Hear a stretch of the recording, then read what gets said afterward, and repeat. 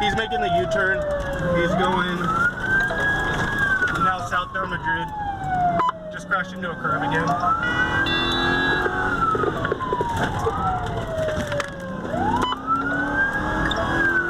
Hit unsuccessful. Take your hands up! Take your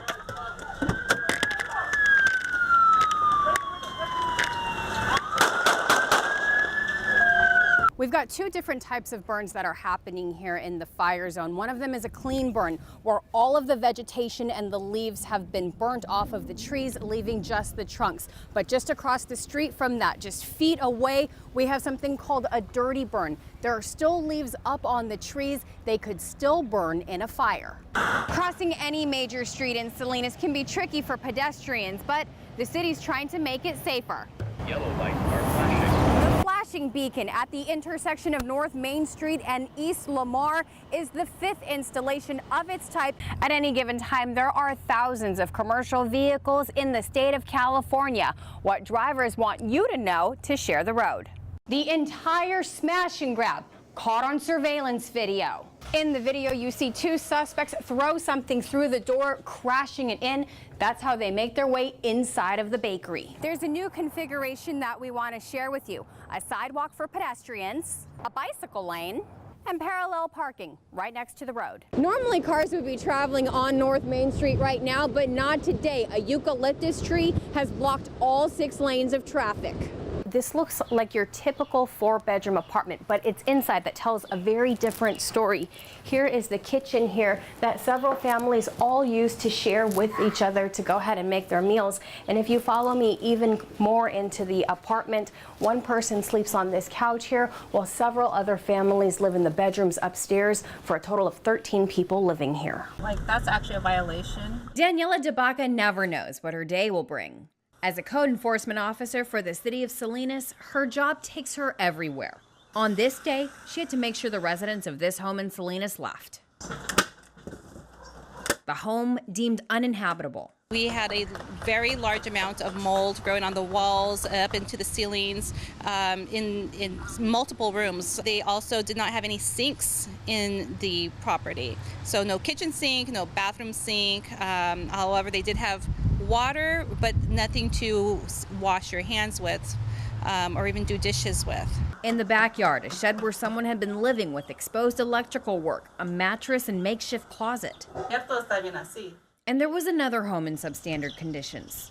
Aside from the mold, the most extreme violation was a missing wall in a bedroom. Had sheetrock removed, exposing all of the plumbing connections for the bathroom, shower, sink, toilet, whatnot. The house also had trash and debris strewn throughout the property. The owners and residents now getting a notice that they have to fix it. Well, these were two of the eye-opening cases of the day. Code enforcement officers respond to a variety of complaints, from illegal flower vendors to blight.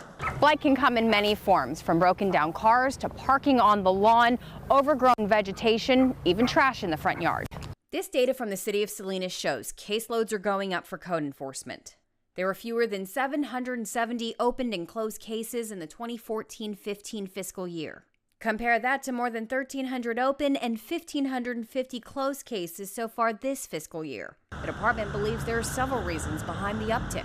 We've been out in the community doing outreach, and so more people have seen us and spoken to us and now are more aware of what we do. And so we're more readily available. So our staffing has improved. However, we still have an abundance of code cases that date way back, and it's part of our backlog that we're also trying to address. It's a very good sound to hear them back up in the air. Helicopters and other aircraft in the skies over the Santa Cruz Mountains on Wednesday afternoon. A drone spotted in the burn zone forced the aircraft to be grounded for an hour earlier in the day. An hour of firefighting lost. Our primary effort is trying to put out this fire. And so, we understand people are curious, but flying a drone like this, it's grounded air assets now until we can figure out who's flying it and get it out of that airspace. That airspace is very tight. Authorities say if the operator is found, they will be prosecuted to the fullest extent of the law. If we were to strike that drone, it could cause damage to one of our equipment, or if that drone were to then crash, it could spark another wildfire, which we obviously don't want. The aircraft needed because getting to the bare fire is proving difficult. Some of the roads are just 10 feet wide. Fire engines can barely inch by. It's much more difficult for bulldozers. Wednesday, KION had a first-hand look at the damage left behind at Bear Creek Canyon Road and the dangers that linger. Some of the dangers facing crews is obviously losing your footing. You can have injuries to your lower extremities, things like that, but we also look out for rolling material from uphill.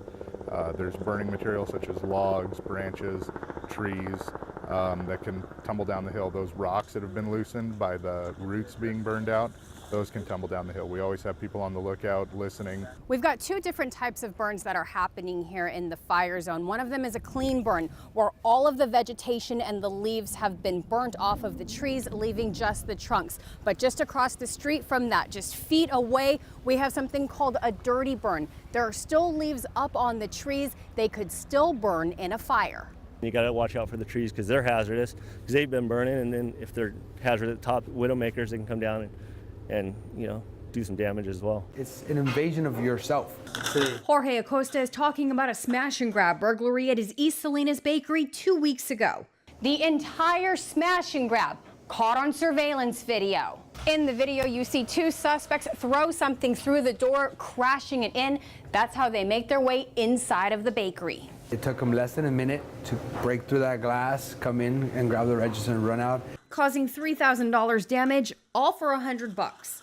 His business is one of about 24 hit in 2 short months. There's a slight more concentration in East Salinas, but it's still basically spread throughout the city. According to data from Salinas police, the hotspots are along Del Monte and Garner Avenues, Sanborn and Williams Roads, and the Creekbridge Village Shopping Center. Jorge's Bakery right in the thick of it. Across the parking lot from us, a tortilleria, same thing, incident. And then a week later, across the building next doors, there's a restaurant, also same thing.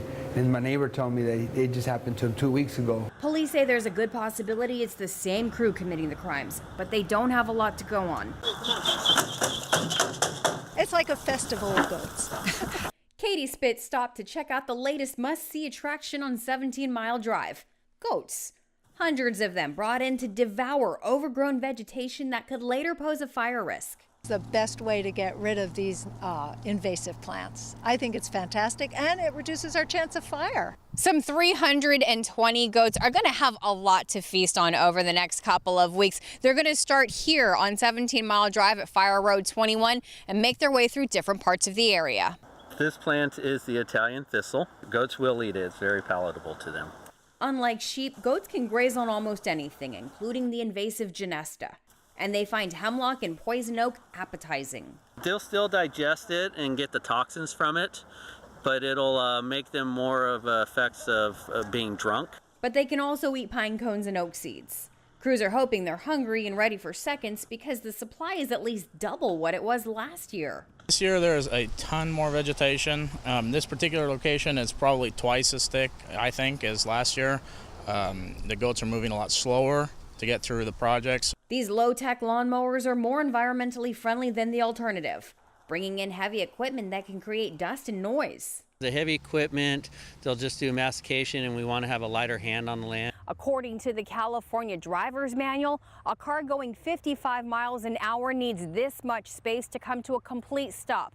Semi-trucks need double that. 63,000 people who are deaf or hard of hearing can take advantage of this.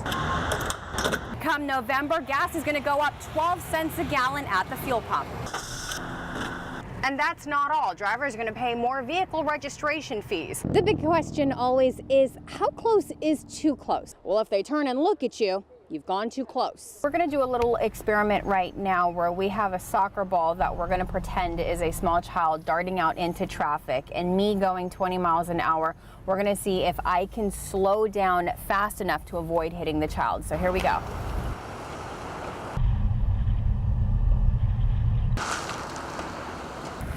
So as you can see, there's really not a lot of time to react. If the board decides to pursue this topic, it could be brought up again at the next board meeting, which is scheduled for August 9th. Of course, we'll bring you all of the latest developments here tonight at 10 and 11. In Salinas, Mariana, Hicks, KION News Channel 546.